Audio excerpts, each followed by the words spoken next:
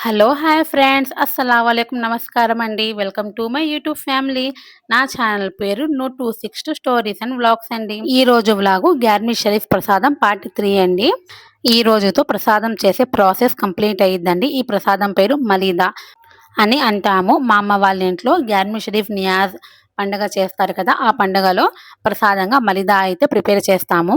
మలీదా ప్రసాదంలో వేయడానికి కావాల్సిన డ్రై ఫ్రూట్స్ అన్నీ మొత్తంగా సిద్ధం చేసుకుంటున్నాము. ముందుగా మా అమ్మ అయితే నాకు ఎండు ఖర్జూరాలు ఇచ్చిందండి.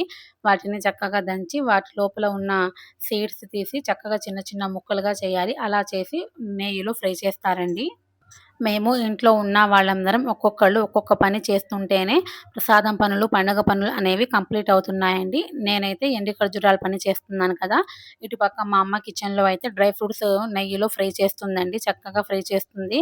చూస్తుంటేనే చాలా మంచిగా తినాలి అనిపించింది. చిన్న పిల్లలటప్పుడు ఆ డ్రై ఫ్రూట్స్ మా అమ్మ ఎప్పుడు ఇచ్చిద్దా అని చూసుకుంటూ తిరిగేవాళ్ళం. ఎప్పుడు అయిపోయిద్దా ప్రసాదం? ఎప్పుడు ప్రార్థన చేస్తారా? ఎప్పుడు తినాలా? అనుకుంటూ ఉండేవాళ్ళమండి. ఇప్పుడైతే ఆ పనులైతే మేము చేస్తున్నాము. మా పిల్లలు మా స్టేజ్‌లో మేము చిన్నప్పుడు ఎలా చేస్తున్నామో అలా ఎప్పుడైపోయిద్దమ్మా? ఎప్పుడు తినాలి అంటున్నారు పిల్లలు గూడా. గ్యార్మీ షరీఫ్ నియాజ్‌లో మా ఇల్లు మొత్తం సందడిగా ఉండిద్దండి. చుట్టాలతో, బంధువులతో చక్కగా నిండిపోయి చాలా సందడిగా గ్యార్మీ షరీఫ్ ప్రసాదం పనులైతే మేము పూర్తి చేస్తాము. ఇంకా డ్రై ఫ్రూట్స్ అన్నీ మొత్తం ఫ్రై చేసిన తర్వాత చిన్న చిన్న ముక్కలుగా కట్ చేసుకుంటున్నామండి. ఇంకా మలిదా ప్రసాదంలో మొత్తం కలిసిపోవాలి కదా! అందుకని ఇంకా మేము ఈ ప్రసాదం చేయడానికి నైట్ 12 అయిందండి. ఇంకా ఆ టయానికి కూర్చున్నాము. పిల్లల్ని అన్నాలు తినిపించి మేమందరం అన్నాలు తిని చక్కగా కూర్చున్నాం ఇక ప్రశాంతంగా పని చేసుకోవచ్చని. కాకపోతే చాలా నిద్ర అనిపించింది గానీ, ఇంకా ఇంట్లో చుట్టాలు, జనాలు అందరిని చూసేసరికి నిద్ర మొత్తం పోయింది. చాలా సంతోషం అనిపించింది. ఇంకా మా అమ్మ కొద్ది కొద్దిగా పంచదార వేస్తూ ప్రసాదం మొత్తం చక్కగా కలుపుతున్నారు. ప్రసాదం కలపడానికైతే చాలా ఓపిక కావాలండి. చాలా స్ట్రెంత్ కావాలి. బాబాగారు ఆయనే మాకు మా చేతుల్లో ఆ శక్తినిచ్చి తన ప్రసాదాన్ని తాను ఇలా చక్కగా కలపడానికి మాకు అంత ఓపికనిచ్చారు. చాలా ఓపికతో, చాలా నీట్‌గా, చాలా శ్రద్ధగా ఈ ప్రసాదం పనులైతే మేము చేస్తున్నామండి. ఎంతైనా దేవుడి పనులంటే ఆ ఓపిక, స్ట్రెంతే వేరు కదండీ! మామూలుగా ఇంట్లో మేము కొంచెం పని చేసుకున్నా గూడా చాలా అలసటగా అనిపిచ్చిద్ది. కానీ బాబాగారి ప్రసాదం ప్రిపేర్ చేస్తున్నప్పుడు ఎంత పని చేసినా మాకు పని చేశామని అనిపించలేదు. ఆహ్, మొత్తం మహిమ బాబాగారిదే. మామూలుగా ఇంట్లో మేము కొంచెం పని చేసుకున్నా గూడా చాలా అలసటగా అనిపిచ్చిద్ది. కానీ ఇలా ప్రసాదం పనులు చేస్తుంటే దేవుడి పనుల్లో ఏమనిపించలేదండి. చాలా సంతోషంగా, చాలా మంచిగా చేసుకుంటున్నాం పనులన్నీ. ఇంక ప్రసాదం మొత్తం నీట్‌గా కలిపేసేసాము. ఇంకా మా చెల్లి గూడా వచ్చింది. ఇలా మా ఫ్యామిలీలో అందరూ ఒక్కొక్కళ్ళు కొంచెం సేపు ప్రసాదాన్ని అయితే కలుపుతాము. అలా కలపడం మంచిదని, బాబాగారి ఆశీస్సులు మా మీద ఉంటాయని అందరూ గూడా కొంచెం సేపు ప్రసాదం మొత్తం అందరూ కలుపుతామండి. ఇలా ఈ పనులు చేయడం చాలా సంతోషంగా అనిపించింది. ఇంకా ప్రసాదం ప్యాకింగ్ చేయడానికి మా చిన్ననాన్న, మా మామయ్య, మా మరిది గారు అందరూ కూర్చొని ఉన్నారు. మా చిన్నమ్మ గూడా కొంచెం ప్రసాదం కలిపేసింది. ఇంకా అందరం కూర్చొని ప్యాకింగ్ చేయడమే. బాబాగారి నామాలు చదువుకుంటూ మా ఫ్యామిలీ మొత్తం చక్కగా ప్రార్థన చేసుకున్నామండి. ఒక పావుగంట మొత్తం ప్రార్థన చేసుకున్నాము. బాబాగారి నామాలు, ఆయన మహిమల గురించి మాట్లాడుకుంటూ ప్రార్థన చేసుకొని ఇంకా ఫస్ట్‌గా అయితే ప్యాకింగ్ స్టార్ట్ చేసాము. మా అమ్మ అయితే ఫస్ట్ ప్యాకింగ్ చేస్తుందండి. ఫస్ట్ మా అమ్మ ప్యాకింగ్ చేసిన తర్వాత ఇంకా అందరం గూడా కూర్చొని చక్కగా బాబాగారి నామాలు చదువుకుంటూ, ఆయన యొక్క మహిమల గురించి వింటూ, ఆయన యొక్క ఖవాలీ పాటలు వింటూ గూడా మేము ఈ ప్రసాదం పని అయితే కంప్లీట్ చేస్తాము.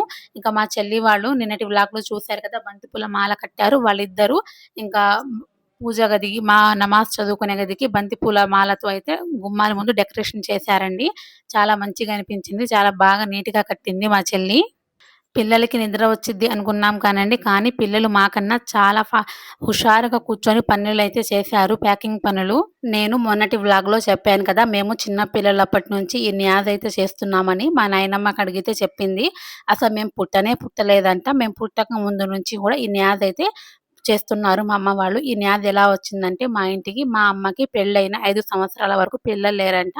అప్పుడు మా నాన్న గ్యార్మీ షరీఫ్ పండుగ రోజు జెండాల దగ్గర మా అమ్మమ్మ వాళ్ళ ఊర్లో జెండా ముందు ఇలా నియాజ్ ప్రసాదంగా చేసి అందరూ పంచి గ్రంథం తీసుకొని వెళ్తుంటే అవంతా మా నాన్న చూసి మా నాన్న మనసులో ఒకేసారి వచ్చిందంటే నాకు పిల్లలు పుడితే నేను ఇలా చేసుకుంటానని.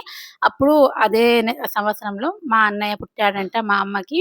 ఇంకా అలా బాబాగారి మహిమ అని ఇంకా గ్యార్మీ షరీఫ్ నెలలో గ్యార్మీ బడి గ్యార్మి షరీఫ్ రోజు మా అమ్మ వాళ్ళు ఈ న్యాజ్‌ని అయితే చేశారు. అలా మా ఇంటికి మా అన్నయ్య పుట్టుకతో ఈ న్యాజ్ అనేది వచ్చిందంట అండి. మా నాయనమ్మ చెప్పింది మొత్తం వివరంగా. అప్పుడు నేనైతే పుట్టనే పుట్టలేదంట. ఏదైనా దేవుడి మహిమే కదండీ! మంచి మనసుతో, చాలా భక్తి శ్రద్ధలతో ఏదైనా మనం కోరుకుంటే ఆ పని తప్పగా నెరవేరిద్దని ఇదొక ప్రూఫ్ అండి. ఇలా మా ఇంటికి బడి గ్యార్మి షరీఫ్ న్యాజ్ అయితే వచ్చింది. ఇలా మా అన్నయ్య పుట్టినప్పటి నుంచి తనకు పెళ్ళై తనకి పిల్లలు పుట్టినా గూడా ఇప్పటి వరకు ఏ సంవత్సరము ఆపకుండా గ్యార్మి షరీఫ్ ప్రసాదం నియాజ్ అయితే చేస్తున్నామండి. ఇలా ఒక మంచి పని మా ఇంటికి రావడం మా అన్నయ్యతో చాలా సంతోషంగా అనిపించింది. ఈ మంచి పనులలో మేము, మా పిల్లలు, మా ఫ్యామిలీ అందరం, మా చుట్టుపక్కల బంధువులు, చుట్టాలు అందరూ కలిసి చక్కగా బాబా గారి పనులు చేస్తుంటే ఇంకా మంచిగా అనిపించిందండి. ఇంకా అదే రోజు సాయంత్రం ఒకవైపు ప్యాకింగ్‌లు చేసుకుంటున్నారు. ఇంకొక వైపేమో రేపటి పండగ కోసం కావాల్సిన మసాలాలు అవన్నీ ప్రిపేర్ చేసుకుంటున్నామండి. మా చిన్నమ్మ, మా చెల్లి వాళ్ళందరూ ప్రిపేర్ చేస్తున్నారు. ఇంకా ఇది ఏంటంటే అండి, అందరికీ తెలిసిందే కదా లేడీస్ ప్రాబ్లము.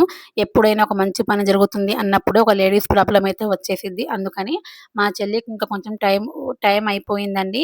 ఇంకా తను టాబ్లెట్లు వేసుకుంటానని చెప్పింది. కానీ నేనైతే ఒక యూట్యూబర్ ఈ మధ్యలో అయితే ఒక 5 పేటల దారాన్ని తీసుకొని తెల్ల దారాన్ని పసుపు రాసి ఇంటి పెద్ద కూతురు 2 వేళ్ళకి 8 ఆకారంలో 8 సార్లు ముడి పెడితే ఆహ్, ఆడవాళ్ళ ప్రాబ్లమ్స్ అదే లేడీస్ ప్రాబ్లమ్ అనేది ఆగిపోతాయని నేను విన్నాను.